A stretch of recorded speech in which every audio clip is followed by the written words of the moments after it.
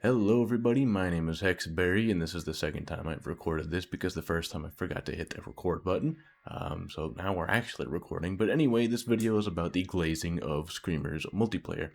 So if you haven't played Screamer yet, the game is on sale for 20% off on Steam. I completely recommend the game if you've been turned away from the $60 price. $48 I think is what it is now. So that's on sale until May 4th. But anyway, if you have played Screamer and you're a little bit turned away from it because you didn't like the controls or you didn't like the story mode or whatever, this is more on the multiplayer aspect of the game. So I guess I'll go over a little bit of the tournament mode, the story mode. Basically, all the characters are peak.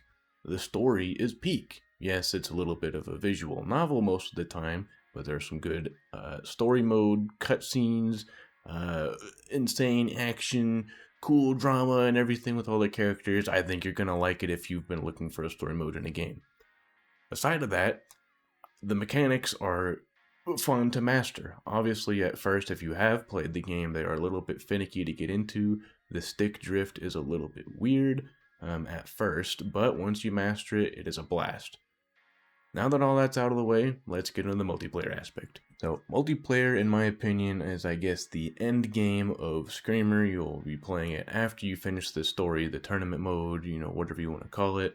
That's what I did. I finished the tournament mode, unlocked all the characters and all that, and now I main Fermi in multiplayer mode. And I love Fermi so much that I got a little shirt of him as soon as they launched it. So, that's pretty cool. So, I main Fermi. Fermi is a member in the Screamer universe, I guess. The Screamer game, I guess I should say. So, there are members and then there are leaders. Leaders are going to be the faster of the pack. They're going to be the front runners. They're going to secure position points mainly. And then members, they're going to be the ones who stick back in the middle of the pack or the back of the pack and secure kills by blowing people up. Now, you might be wondering, what are you talking about points-wise? What are you talking about, securing points, front-running points, KO points? What are you talking about? Well, there's a game mode in Screamer called Team Race, which is mainly what I like to play. And so you are on either teams of 2 or 3. Now, if you're on a team of 3, which is more common, there's going to be one leader, which is the front runner. They secure the head of the pack points based on position, and then the members, they are the ones who stay back and kill people. So each kill gets you 15 points. Each position gets you, I don't remember how many points, but if you get first place with no KOs, you get 150 points off the bat. So all of the teammates' points will add up, and then that will put you on the position, whether your team is first place or last place. You add it up and you'll get your position. So that is what the competitive scene is going to be like too. So I love this game so much that I even joined a competitive team.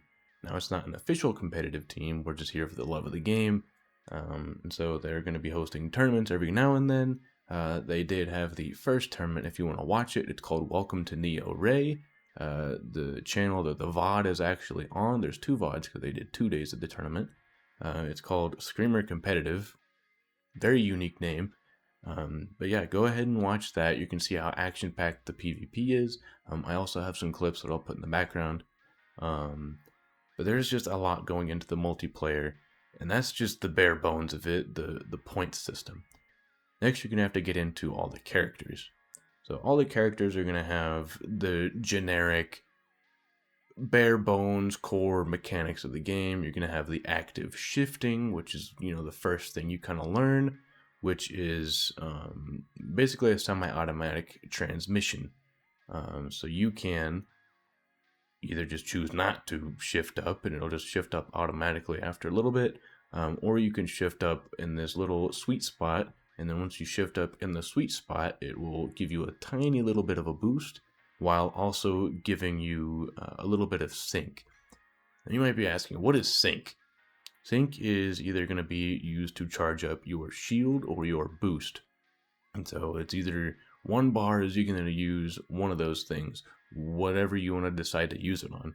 Once you use it, you have to recharge it back up again. And so some characters get 2 bars of sync on their car, or some of them get like freaking 5 or 6. So it really depends. There's a lot of balancing going on between the characters, but all of them are going to have to build up their sync meter. Sometimes they'll get 2 bars of boost or shield, whatever they want to do. Some of them will get 6 bars of shield or boost. So it's all about balancing and how you want to play the character. And so on the opposite end of their sync meter, their shield and boost meter, you also have the entropy meter, which is used for either striking people. Most characters use 2 bars of entropy to strike somebody. One character, Roshin, one of the main characters in the Green Reaper group, she actually only needs 1 bar of entropy to strike people, so she is a really aggressive player. So if you're aggressive, you can play Roshin. Most of the characters have overdrive. Now, overdrive is how I kind of relate to, I guess, the star from Mario Kart. But only after a little bit, your invincibility goes away.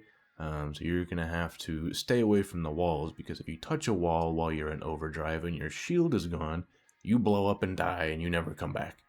No, you actually come back. There's a respawn mechanic in the game. But anyway, most of the characters have overdrive, and if you fill up your entropy bar all the way, you can then overdrive. Your car will go faster and respond quicker. I've heard some people say they get more grip. I don't know. And I say I don't know because I don't play a character that has overdrive. Fermi, the little doggy on my shirt, does not have overdrive. His ability is he gets longer boosts and longer strikes. They are a little bit slower than the other characters, but his is just a lot more controllable. So since his boost and strike is slower, you're actually able to kind of maneuver it a little better around curves or corners. And then if someone's ahead of you and you decide to try and strike them, it's a lot easier to actually hit them rather than them dodging you. So it's really easy to kind of just stay on target and consecutively kill people because you're able to control it a lot better. So that is Fermi's ability. Other characters' abilities, like we've explained with Roshin, she requires less entropy to kill people. Other people, like let's say Gabrielle, the antagonist of the game, he gets more entropy after you kill someone. So all the characters, they get more sync after you kill someone. He gets sync, but he also gets an extra bar of entropy after you kill someone. So all these characters kind of intertwining with each other. They all have different abilities. I'm not going to go through and explain them all, but there's just so much working into the game that it's so complicated but fun to try and understand. And a lot of it is mind game. It's kind of how I describe it. It's more of a mind game. Because if you're in the middle of a pack and you're trying to fight people, you got to remember, all right, how many bars of sync does this character have? Are they going to be able to shield my attack or not?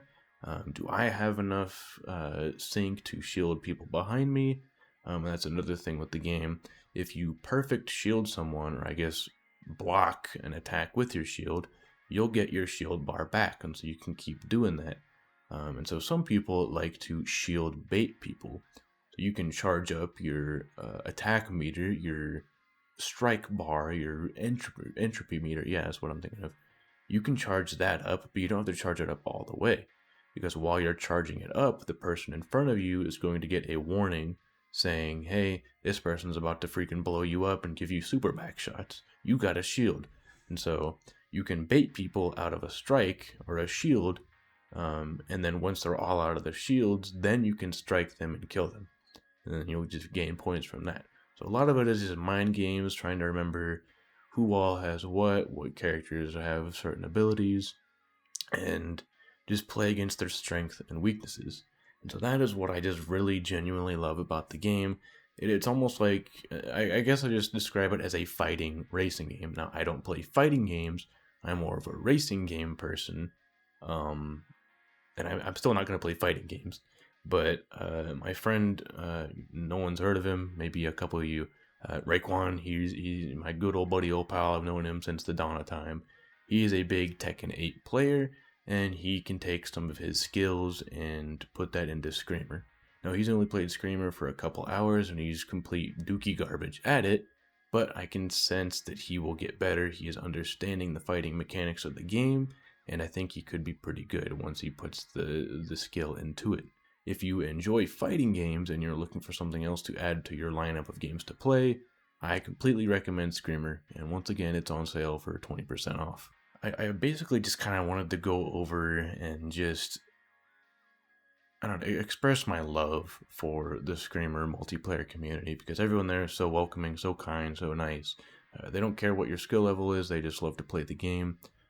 So if you're looking for a new racing game to play, if you are completely bored of every racing game, every modern racing game out right now, just like I was, you gotta get Screamer. The main reason I even bought Screamer is because I honestly wanted to use it as an excuse or just a filler game to play in between Battlefield 6 and Forza Horizon 6. And now after playing Screamer for, a month now, and the game's been out for a month, I don't know if I'm going to get Forza Horizon 6 on launch. I might just wait for a sale because Screamer has been my go-to racing game every single day. I don't think about the other games. Anytime I play another racing game, it's just like, wow, this is garbage. I want to go back to playing Screamer. It's just so much fun. It's high octane. It gets me on the edge of my seat.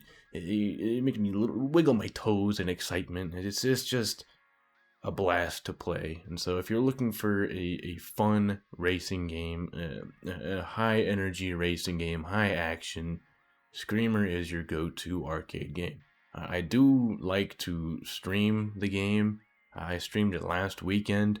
I actually set up a Fermi PNG tuber, so that's kind of cool. There's also one for Dirk, Big Dirk Energy for those that know what I'm talking about.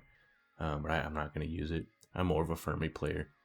But yeah, I do want to try and get more active in the content creation for Screamer. So I'll probably be uploading videos and streaming a lot more often on this game just because it's so much fun.